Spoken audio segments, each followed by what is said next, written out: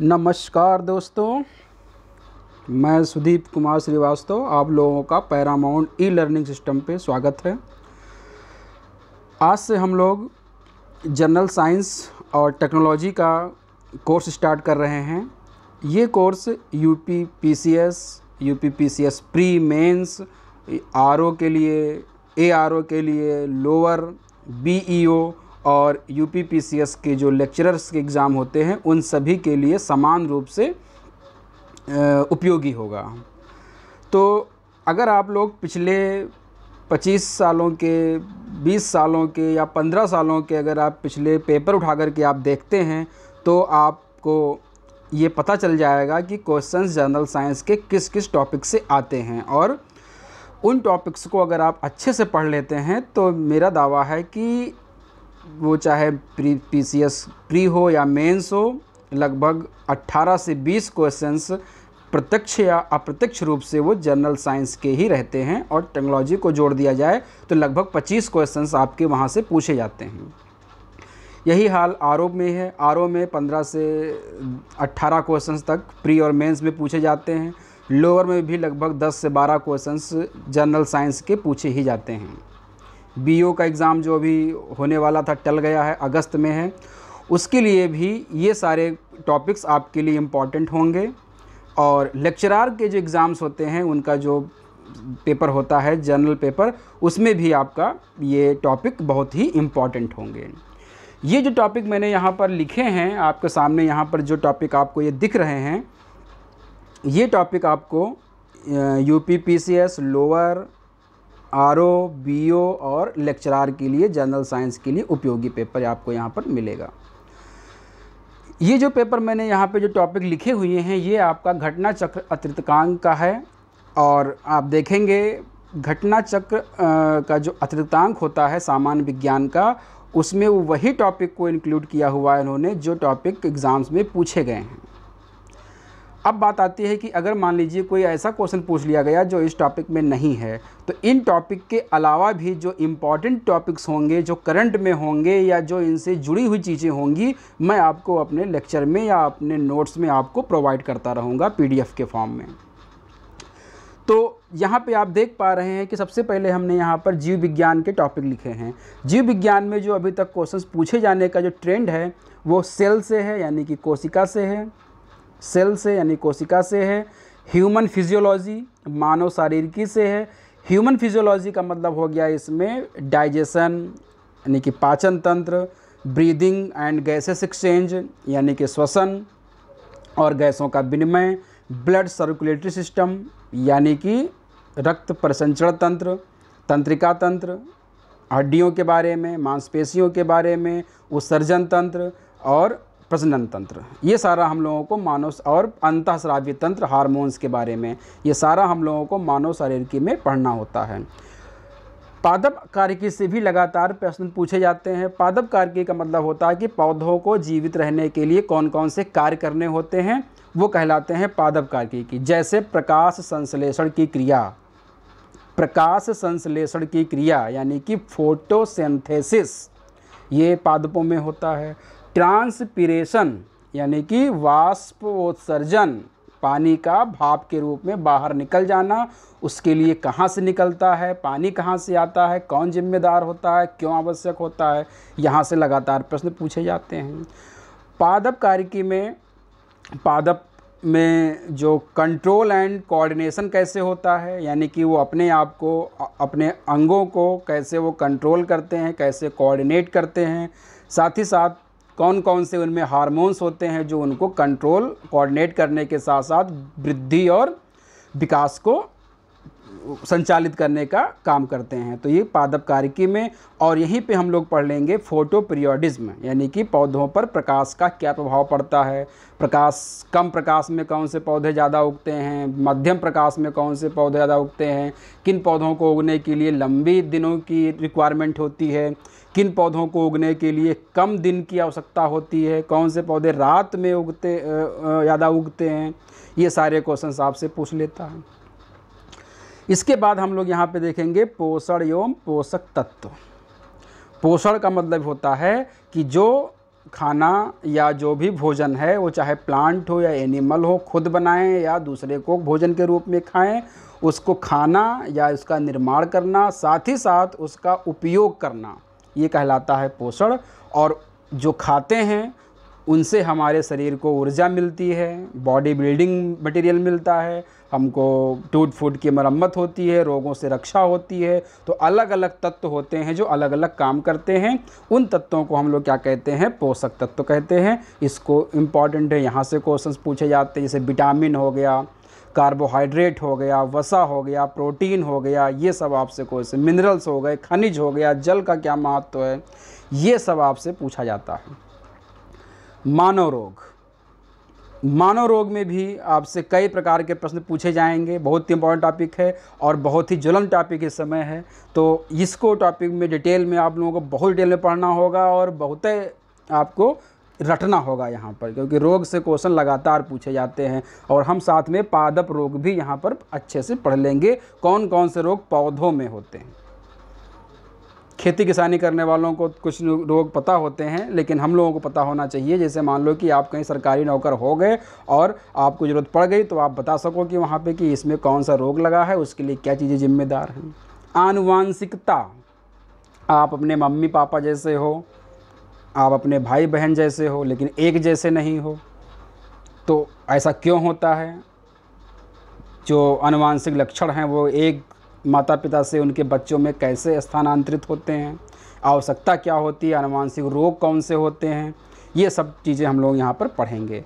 वर्गीकरण, जब से धरती पर जीव पैदा हुए हैं तब से लेकर के आज तक जितने जीव हैं उनमें समानता क्या है, उनमें अंतर क्या है, उस आधार पे हमने क्या किया है, लाइब्रेरी बना के रखा है और अलग अलग समानता वाले जीवों को एक साथ हमने रखा है। तो एक साथ रखे हुए जीवों के क्या लक्षण हैं, उनमें कौन से जीव आएंगे और उनके क्या लक्षण होंगे, यहाँ पे हमको वर्गीकी में पढ़ना है। जैसे कुत्ता और मनुष्य, बिल्ली और मनुष्य, शेर और मनुष्य, चूहा और मनुष्य, ये सब एक ही वर्ग में आते हैं, यानी कि इनका स्तनधारी में आते हैं। जैसे मकड़ी और बिच्छू और कीट, ये तीनों एक ही वर्ग में आर्थ्रोपोडा में आते हैं। लेकिन मकड़ी में 6 पैर होते हैं, मकड़ी में 8 पैर होते हैं, जबकि कीटों में 6 पैर होते हैं, 3 जोड़ी पैर होते हैं। तो ये अंतर पूछ लेता है वहाँ पे। जैव विकास, जब से धरती पर जीव का विकास हुआ है, अमीबा से लेकर के मनुष्य तक का जो विकास है वो कैसे हुआ है, और अगर हम पढ़ते हैं नीचे से ऊपर की ओर या ऊपर से नीचे की ओर, तो हम कैसे जान पाएंगे कि ये जीव इससे पहले का है, वो जीव उससे पहले का है। जैसे हम मनुष्य जो है वो किससे, हमारे पूर्वज कौन हैं? हमारे पूर्वज कपी हैं, प्राइमेट हैं, बंदर हैं। बंदर हो गए, कपी हो गए और मनुष्य हो गए। इन तीनों का पूर्वज कौन है? वो प्राइमेट हैं। तो सब में एक ही जैसे लक्षण पाए जाएंगे। तो जैव विकास कैसे हुआ है उसको हम लोग यहाँ पे पढ़ेंगे, वहाँ से भी क्वेश्चंस पूछ लिया जाता है। पादप बाह्य आकारिकी की बात अगर हम लोग करेंगे, पौधों को बाहर से देखने पर जड़, तना, पत्ती, फल, फूल जो दिखते हैं, कौन सा जड़ है, कौन सा तना है। जैसे आपने गाजर खाया, आपने अदरक खाई, आपने लहसुन खाया, आपने प्याज खाया, आपने आलू खाया, जिमीकंद खा लिया, तो कभी सोचा है आपने कि वो क्या खा रहे हैं? जड़ खा रहे हैं, तना खा रहे हैं, क्या खा रहे हैं? बैगन क्या है, फल है कि सब्जी है? सोचिएगा, बताइएगा। जैव प्रौद्योगिकी, जैव बायोटेक्नोलॉजी बहुत इंपॉर्टेंट, यहाँ पे genetic engineering, recombinant DNA technology, RDT बहुत उपयोगी टॉपिक है यहाँ पर, इसको हम लोग यहाँ पे देखेंगे। और जैव उर्वरक, आजकल जो उर्वरक थे, रासायनिक उर्वरक थे, उन्होंने क्या कर दिया, पूरी धरती की जैव उर्वरा शक्ति को नष्ट कर दिया। फसलों में हमारे जो धन धान्य हैं उनमें क्या कर दिया, रासायनिक पदार्थों का मात्रा बढ़ा दी, जिससे हम लोग बीमार होने लगे। तो अब हमने क्या किया है कि अब हम फिर से जैव उर्वरक की तरफ आ गए हैं, जो हम प्राचीन काल में जिसका उपयोग करते थे। लौट के आना भी वहीं पे हमको है, प्राचीन काल में ही। कोरोना ने और पीछे ला दिया है, तो अच्छी बात है, हम लोग और पीछे आ जाएंगे। पिज्ज़ा खाना, बर्गर खाना हम क्या कर दिए हैं, सब लोग भूल गए हैं। भौतिकी विज्ञान की हम बात करते हैं, जल्दी से बता देते हैं हम लोग, फिर इसको शुरू करेंगे। भौतिक विज्ञान में मात्रक और इकाई हम लोग पढ़ेंगे, मात्रक और इकाई की बात करेंगे। मापक यंत्र कौन कौन से हैं, उनके पैमाने क्या हैं, उसको हम लोग पढ़ेंगे। गुरुत्वाकर्षण, स्थूल पदार्थ के गुण, यांत्रिकी, प्रकाश, ऊष्मागतिकी, तरंगति, विद्युत धारा, चालकता, नाभिकीय भौतिकी। नाभिकीय भौतिकी में नाभिकीय संलयन, नाभिकीय विखंडन, नाभिकीय भट्ठी यानी कि न्यूक्लियर रिएक्टर क्या होते हैं, न्यूक्लियर बम कैसे बनते हैं, हाइड्रोजन बम कैसे बनते हैं, उनके सिद्धांत क्या हैं, ये हम लोग पूरा पढ़ेंगे। अंतरिक्ष भौतिकी में, अंतरिक्ष भौतिकी में स्पेस टेक्नोलॉजी में कि हमारे जो तरंगे होती हैं, कौन हमारी जो है भू तरंगे हैं, कौन सी हमारी आकाशीय तरंगे होती हैं, और कौन सी हमारी जो है वो पराबैंगनी तरंगे जो होती हैं, जिनसे हम लोग अपने सिग्नल को रिसीव करते हैं। संचार सूचना तकनीकी में कंप्यूटर के बारे में, संचार का परिवहन कैसे होता है, एक स्थान से दूसरे स्थान तक हम कैसे लेके जाएंगे, हम अपनी बात को किस मोड में ले भेजते हैं और किस मोड में जाता है और किस मोड में रिसीव होता है, ये सारी चीज़ें हम लोग यहाँ पे पढ़ेंगे। रक्षा प्रौद्योगिकी, चीन परेशान करके रखा हुआ है। डिफेंस टेक्नोलॉजी में हमारा क्या विशेषता है, हम क्या क्या कर रहे हैं, मारक क्षमता हमारी कितनी हो गई है। अग्नि 5 का जो मारक क्षमता है वो 5000 किलोमीटर तक हो गई है, वो कैसे हो गई है, उसकी क्या तकनीक है, इसको हम लोग यहाँ पर देखेंगे।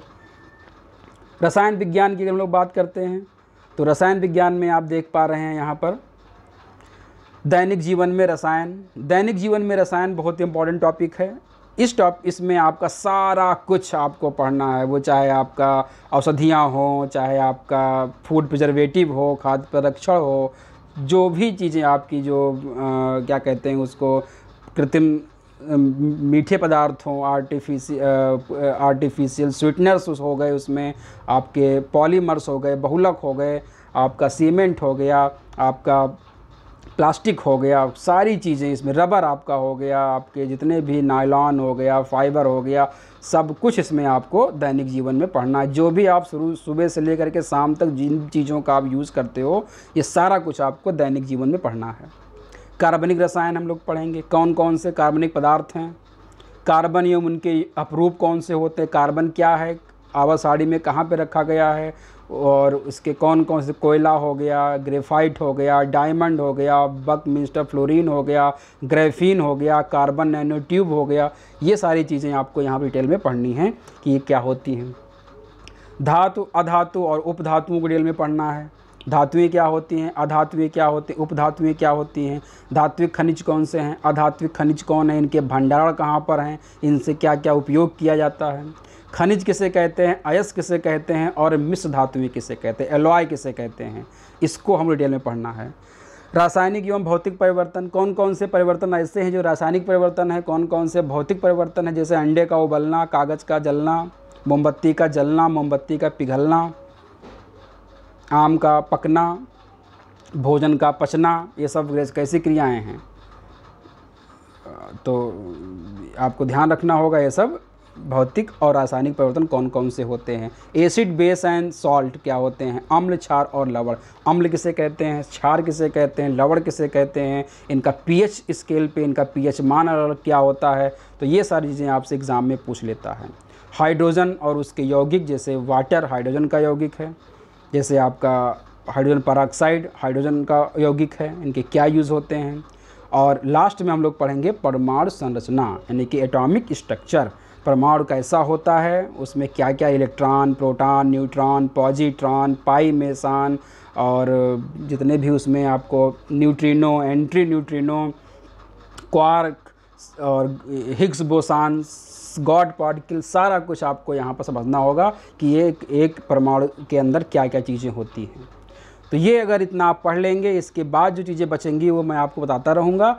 इसको हम लोग क्या करेंगे, पहले पढ़ना स्टार्ट करेंगे। सबसे पहले हम लोग शुरू करेंगे जीव विज्ञान, उसके बाद हम लोग पढ़ेंगे भौतिक विज्ञान, और फिर हम लोग पढ़ेंगे रासायनिक विज्ञान, रसायन विज्ञान।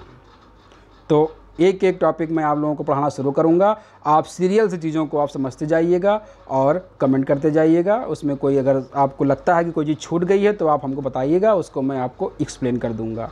तब तक के लिए धन्यवाद।